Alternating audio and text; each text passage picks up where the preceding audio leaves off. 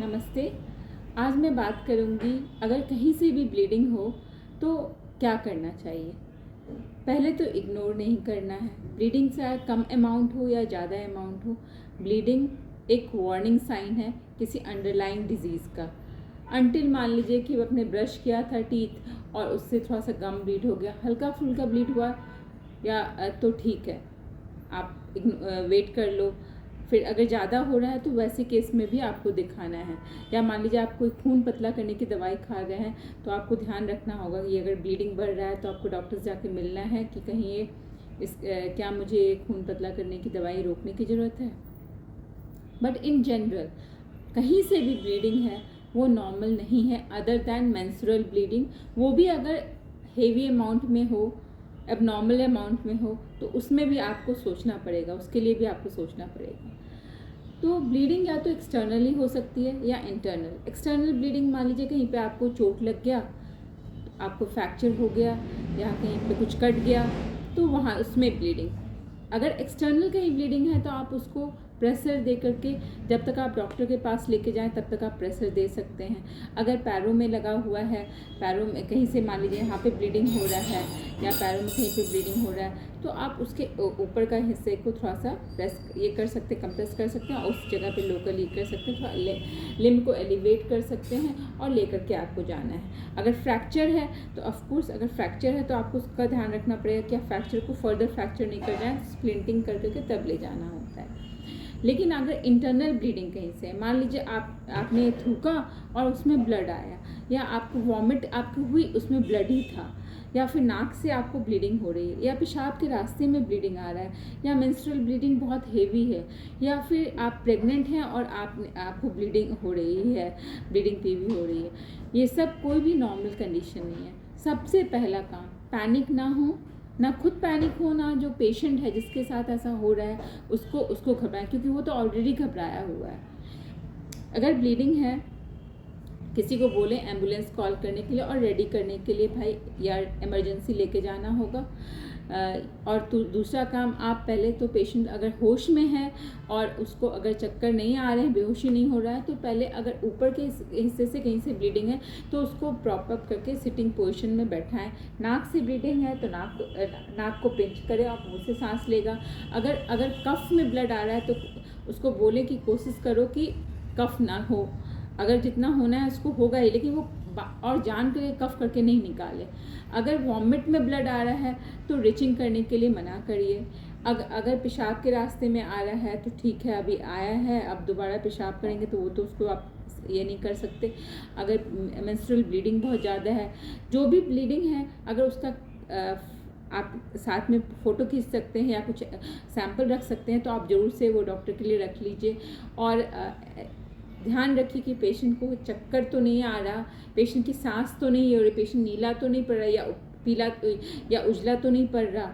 अगर पेशेंट के चक्कर आ रहे हैं, बेहोश हो रहा है, फेंट कर रहा है, तो उसको लेटाएं, एक करवट की बल लेटाएं और फटाफट उसको डॉक्टर के, और मुंह से कुछ भी नहीं दें, क्योंकि हमें क्या सबसे बड़ा टेंशन है कि सांस के रास्ते में ये ब्लड नहीं जाए और पेशेंट को चॉकिंग नहीं हो, जिससे कि वो पेशेंट कहीं वो मतलब उसका चॉकिंग नहीं हो और उसकी जान को खतरा नहीं हो।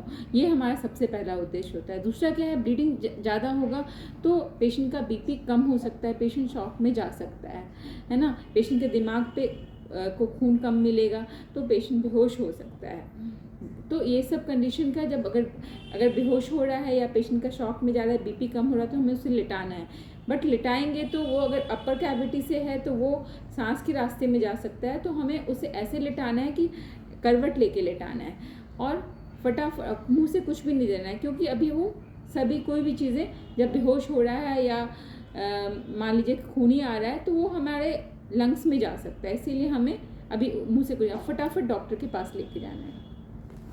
आप जानते हैं कि नॉर्मल कारण क्या क्या हो सकता है। अगर किसी को ब्लीडिंग नाक से हो रहा है तो नाक से ब्लीडिंग एक आपने नोज़ प्रिक किया उससे हो सकता है, या आपका कोई बीपी बहुत आपकी हाई रह रही थी उसकी वजह से हो सकता है, या फिर कोई आपको घाव है वहाँ पे कोई पॉलिप है उससे हो सकता है, या कुछ कहीं भी ब्लीडिंग एक कैंसर का भी रीज़न हो सकता है। ठीक है, ब्लीडिंग कफ में अगर ब्लड आ रहा है तो मोस्ट कॉमन इंडिया में या एशिया में ट्यूबरक्लोसिस है। उसके अलावा इन्फेक्शन, कोई और भी इन्फेक्शन हो सकता है, और जैसे मैंने बताया कैंसर तक हो सकता है। इवन पल्मोनरी एम्बोलिज्म जैसी खतरनाक बीमारी भी हो सकती है। इसी तरीके से अगर ब्लड आ रहा है वॉमिट में, तो अगर एक पेशेंट अल्कोहलिक है या पहले से लीवर की डिजीज़ है, तो वो बिकॉज ऑफ पोर्टल हाइपर, मतलब क्या होता है कि प्रेशर, आंतों के वेसल्स का प्रेशर बढ़ जाता है, उससे वहाँ से ब्लीडिंग का चांसेस होता है, वो हो सकता है। अगर पेशेंट को लिवर की प्रॉब्लम नहीं है और अगर खून पतला करने की दवाई ले रहा है, तो उस खून पतला करने की दवाई, अगर किसी को हार्ट की प्रॉब्लम है या कोई ऐसी बीमारी जिसमें खून का तक्का अगर पैरों में जमा था या लंग्स में जमा था, उसके लिए खून पतला करने की दवाई खा रहे हैं, तो ये सब भी किसी भी कहीं से भी ब्लीडिंग कर सकता है, क्योंकि खून ऑलरेडी उनको पतला किया गया है, क्योंकि दवाइयाँ ऐसी दी गई है, क्योंकि हार्ट की प्रॉब्लम है या कुछ ऐसी प्रॉब्लम है जिसके लिए खून पतला ही रखने की ज़रूरत है। तो वैसे वाले को तो ऑलरेडी डॉक्टर बता के रखते हैं कि भाई आपको ब्लीडिंग का चांसेस रहेगा, तो बी अवेयर। अगर कहीं से भी ब्लीडिंग होता है तो तुरंत आप हमसे मिलिए, और आप उस दिन का मेडिसिन मत लीजिए और आके मिलिए।